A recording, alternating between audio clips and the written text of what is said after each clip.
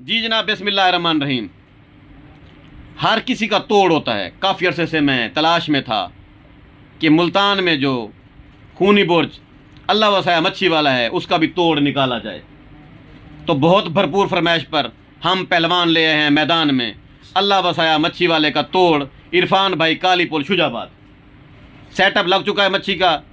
All world की मछली इधर मिलेगी, दुबई वाली मछली भी इधर मिलेगी, बेल्जियम और फ्रांस वाली मछली भी इधर मिलेगी। कोई ज़रूरत नहीं है मजून लोहा पाड़ खाने की, कोई ज़रूरत नहीं है कैप्सूल खाने की। आप भाई के पास जाएं, 1 किलो मच्छी खाएं, सारी रात काम घमकाएं और सुबह मुझे बताएं कि सुनाओ हाल क्या बनी। ओपनिंग हो रही है भाई की दुकान की कल कालीपुल शुजाबाद इरफान मच्छी फरोश के पास। ओपनिंग के लिए भाई इधर 3 दिन हो गए बाहर खड़ा है, कहता है यार आंदा नहीं तू टाइम दे। वल्ला ला मैं को टाइम देंदा पिया।